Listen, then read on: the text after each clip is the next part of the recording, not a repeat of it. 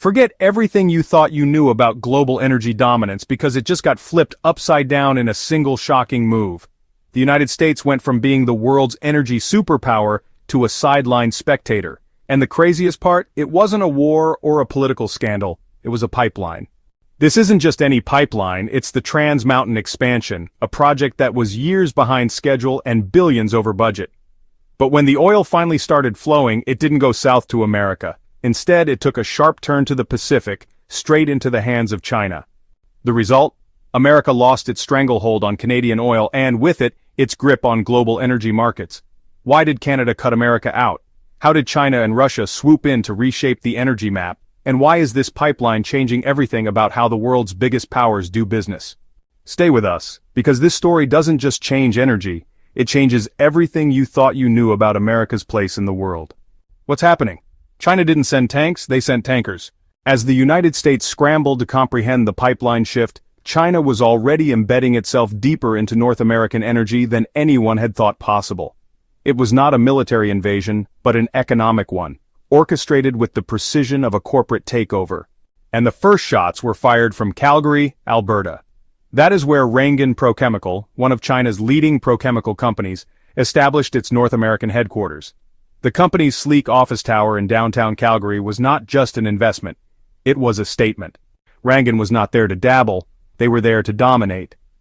Their primary goal was to secure a substantial share of Canada's newly accessible oil, and they succeeded, locking in long-term contracts with major Canadian producers like Suncor and Cenovus.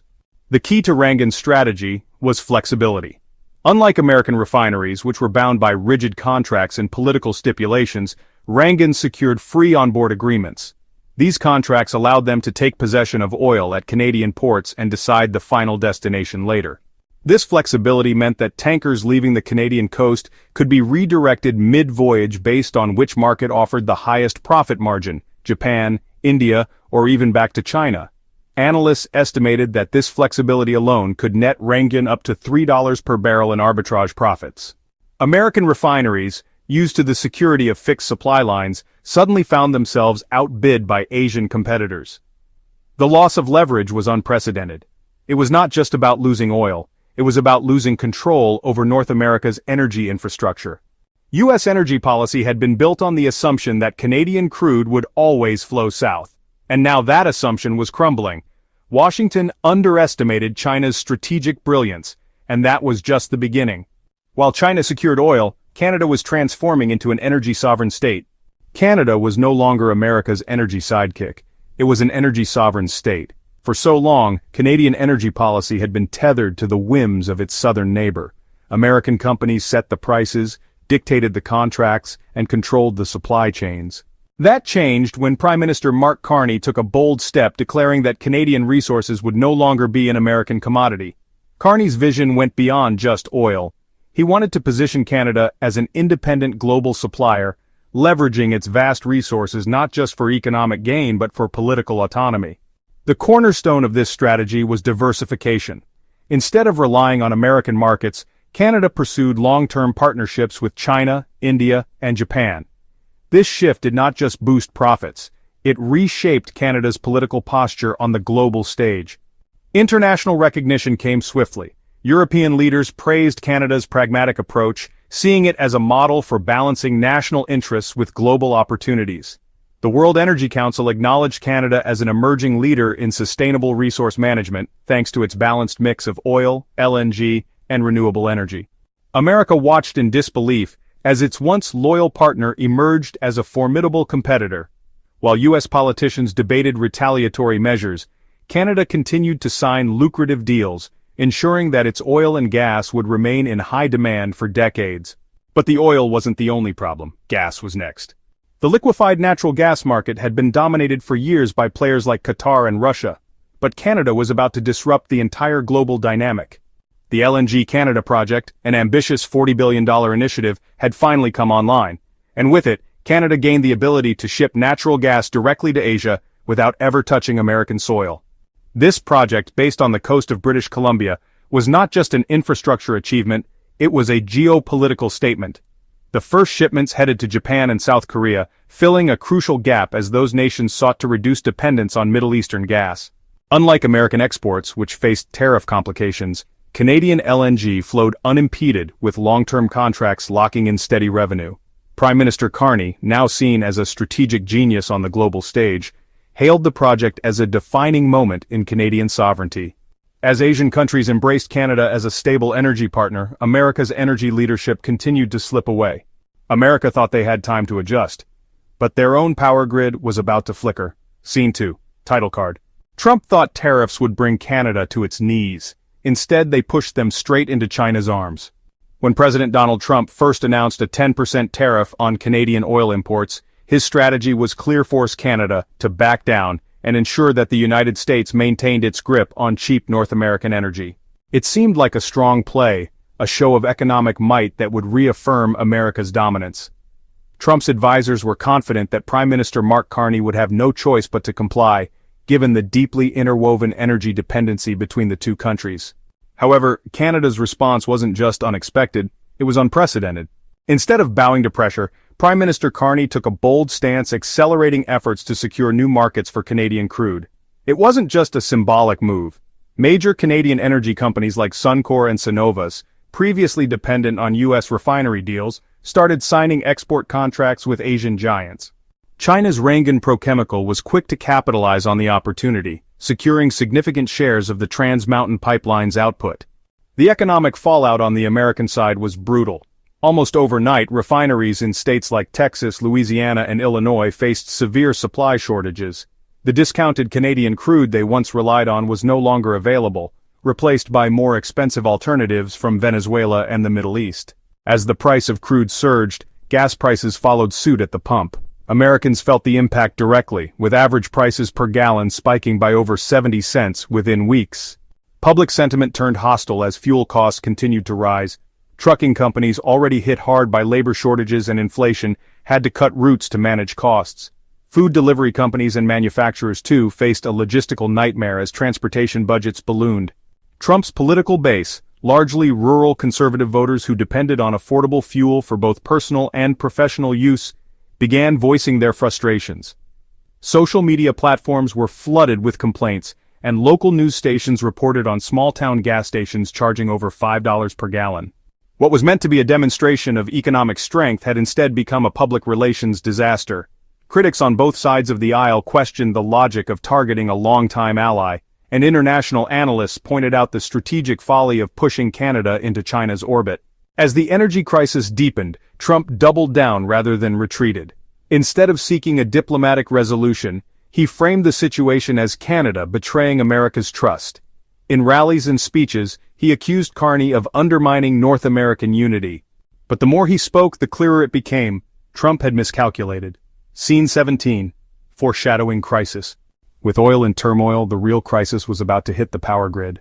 The nuclear tariff threat. Scene 2. Negotiation versus... With the energy crisis deepening and his approval rating sinking, Trump needed a bold move. Advisors floated the idea of doubling down on tariffs, but Trump wanted something more dramatic. Something that would send a message not just to Canada, but to the entire world. The decision, a 25% tariff on all Canadian oil, natural gas, and even electric vehicles. It was unprecedented, an economic nuclear option. The Pact took many by surprise. Traditionally, Canada had been seen as America's reliable energy partner, a resource-rich nation that fed the U.S. economy with affordable oil and gas. Yet, as tariffs strained U.S.-Canadian relations and Asia presented more lucrative opportunities, Canada made a bold decision, aligning with China and Russia under the BRICS umbrella. Canada declared that its energy future lay not with its southern neighbor, but with a diverse and rapidly growing global market. The economic implications were enormous. By pooling resources and coordinating energy strategies, BRICS effectively bypassed U.S. influence. Instead of selling oil based on U.S. dollar benchmarks, they began pricing in yuan and rubles. This was more than just a financial shift. It was a challenge to the long-standing dominance of the dollar in global trade. As oil and liquefied natural gas started trading in alternative currencies, American companies found themselves pushed out of markets they had previously dominated. This was not just a loss of revenue, it was a loss of control. Politically, Canada's alignment with BRICS sent shockwaves through Washington. It was not just about selling oil to new buyers, it was about asserting sovereignty over its natural resources. Prime Minister Mark Carney framed the move as an essential step in diversifying Canada's energy partners, positioning the country as a global energy leader rather than an extension of the U.S. economy. What if oil no longer relied on the United States dollar? The global oil market has been intricately linked to the U.S. dollar, creating a financial ecosystem where American currency held unrivaled power. This system, known as the petrodollar, allowed the United States to maintain economic dominance as countries had to hold vast reserves of dollars to purchase oil. But in 2025, the BRICS Energy Alliance began unraveling that system. The economic shock was profound. Suddenly, oil and liquefied natural gas were being priced in yuan, rupees, and even gold. Major oil-producing nations that had long been tied to dollar-based transactions saw an opportunity to diversify their financial portfolios. Saudi Arabia, under mounting pressure from both domestic reforms and global shifts, cautiously embraced the new model. Iran, already estranged from U.S.-dominated markets, eagerly aligned with the new BRICS pricing system. Global investors watched in disbelief as confidence in the dollar eroded. Treasury yields surged, reflecting growing anxiety that the dollar might lose its status as the world's reserve currency. Financial analysts warned that if energy trade continued to de-dollarize, the entire global financial system could be destabilized. The United States, for decades accustomed to controlling energy prices through its currency, found itself grappling with a new reality where alternative currencies dictated oil trade. The market reaction was swift and unforgiving. As BRICS members cemented deals in their own currencies, global banks started reassessing their reserves, no longer confident in the stability of the dollar. Some central banks began increasing their holdings of the yuan and euro.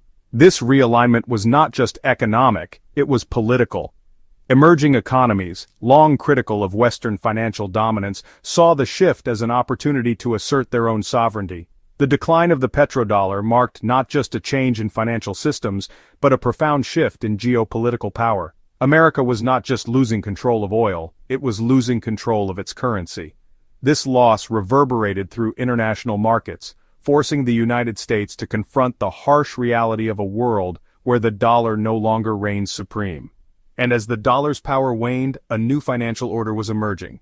They didn't just break free, they took the crown as a global energy leader. For most of modern history, Canada had been viewed as America's energy appendage, a reliable supplier of cheap oil and natural gas feeding the U.S. economy. But as the BRICS alliance solidified, Canada found itself in an unprecedented position. It was no longer just a supplier, it was a global energy powerhouse. Canada's strategic moves began paying off almost immediately. With long-term contracts secured with China, India, and European markets, Canadian oil and LNG revenues surged, while American refiners struggled to secure affordable crude. Canada's diversified portfolio ensured stable and growing income.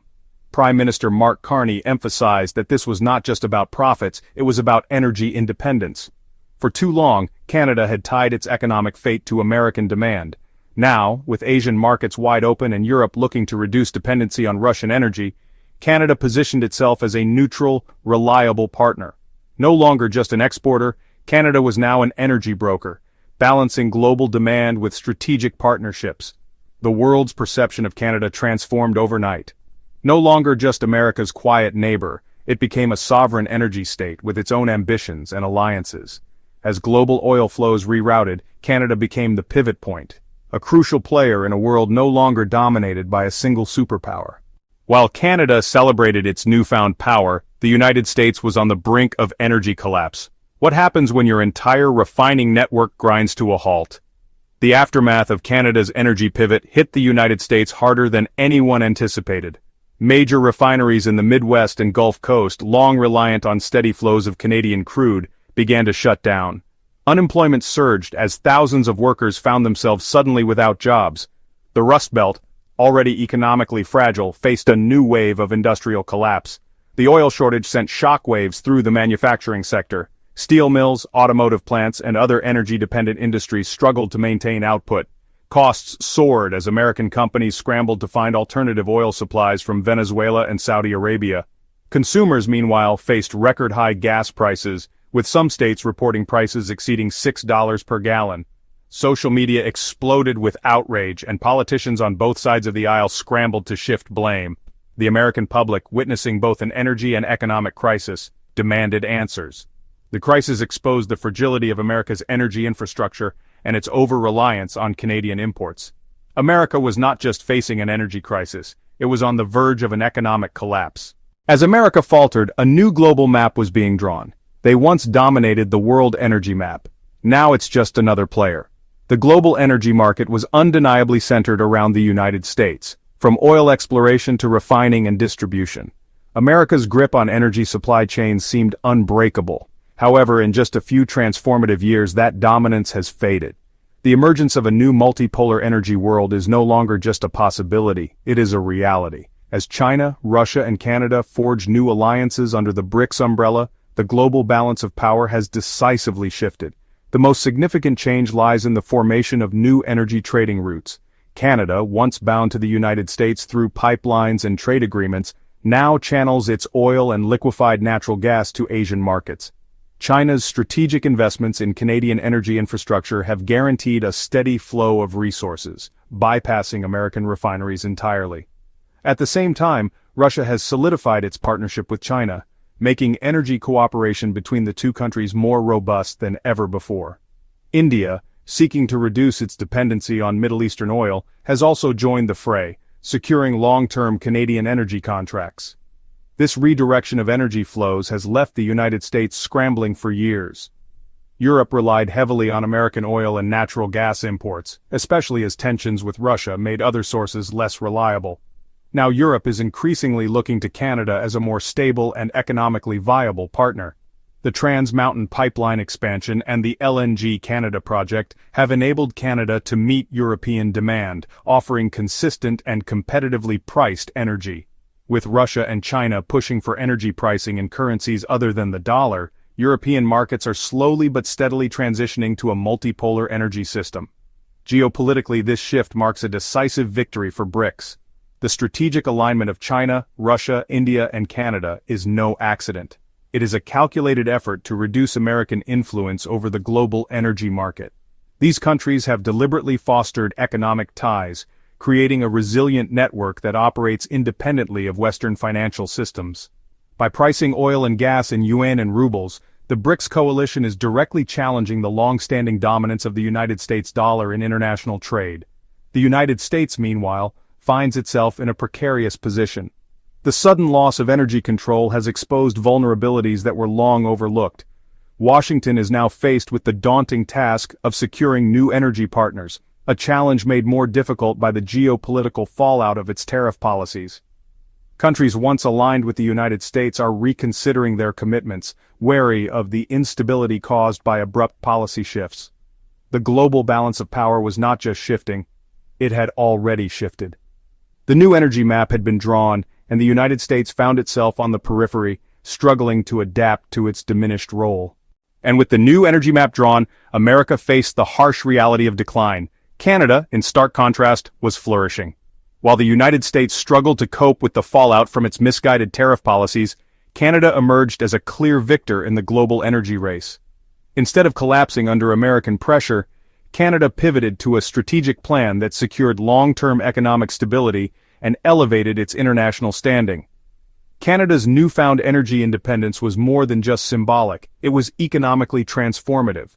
By diversifying its export markets and solidifying partnerships with China, India, and Europe, Canada ensured a stable revenue stream. The oil and gas sector, which had been on shaky ground due to dependency on American buyers, now thrived as Asian demand guaranteed consistent profits. These revenues were not just bolstering the energy sector, but also being reinvested into public services and infrastructure. Schools, hospitals, and transport networks saw improvements funded by the windfall from increased energy exports. Globally, Canada was no longer seen as America's energy appendage but as an independent powerhouse. Media outlets around the world praised Prime Minister Mark Carney's strategic foresight, contrasting Canada's success with America's economic struggles. Political stability became another hallmark of Canada's triumph. While American leadership faced criticism and turmoil, Canada projected an image of calculated progress. The world took notice, and Canada's diplomatic credibility grew. The world is changing faster than anyone expected, and the ripple effects of this energy crisis are only just beginning. We're committed to bringing you the real stories that matter. If you found this breakdown insightful, hit that subscribe button and we'll keep you ahead of the curve. Until next time.